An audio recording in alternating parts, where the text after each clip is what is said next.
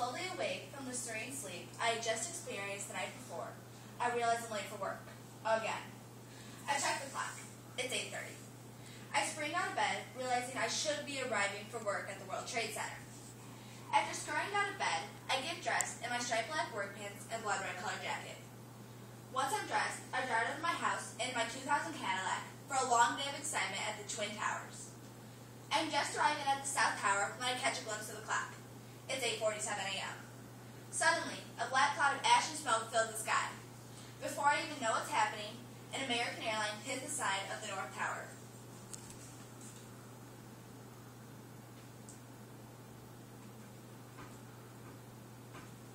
The right side of the North Tower spontaneously explodes.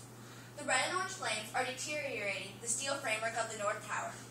As the debris begins to fall onto the surrounding buildings, innocent Americans are fleeing the towers. The petrified looks on their faces was all that needed to be said. Everyone thought it was an accident, but 15 minutes later, at 9:03 a.m., a second aircraft hit the side of the South Tower, and America now realizes this is no accident. The panic begins to set in as the adrenaline pumps through my veins, and I realize there is nothing I can do but sit in my car, safe and sound, while innocent Americans are being singed alive. My heart breaks as I witness people jumping out of the building, trying to avoid the misery of being burned to death. After watching the South Tower burn for 57 minutes, and the North Tower burn for an hour and 31 minutes, I decide to go home. Once I get home, I turn on the news. They are discussing the collapse of the World Trade Center. They are saying how there were two other planes. One hit the Pentagon at 9:41 a.m., and the second crashed in a field in Pennsylvania. The government thinks the plane was heading for Washington, D.C., the White House. It didn't make it to the White House because the passengers realized what was going on and attacked the hijackers. The plane flipped, and all on board died. Between the four accidents, 3,000 people are either missing or dead. I fall asleep. The same nightmare keeps reoccurring. An airplane hits the North Tower, then the South Tower. I'm inside the South Tower. I'm fighting my way through the crowd, trying to make it out alive. The charcoal black smoke fills my lungs.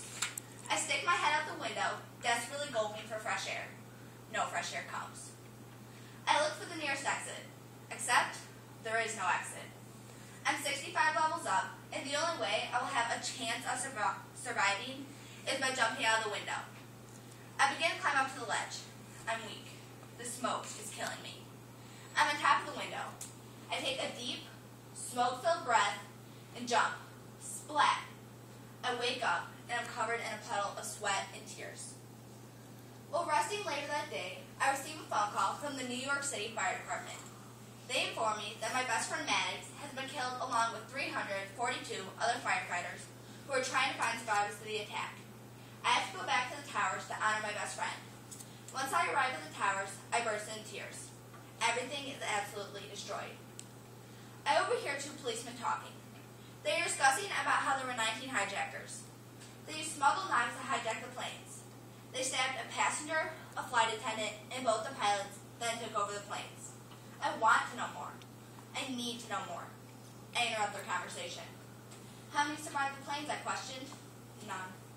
No one above the impact zone survived either. So tragic. Looking back, I realized something. No one is safe. Throughout history, our world was never secure. For example, the attack at Pearl Harbor, the dropping of the bomb in Hiroshima, the Holocaust, and finally, September 11, 2001. All were events in history in which civilians were lacking the power to save themselves. The world made us believe we were protected, when in reality, we never were. Whoa.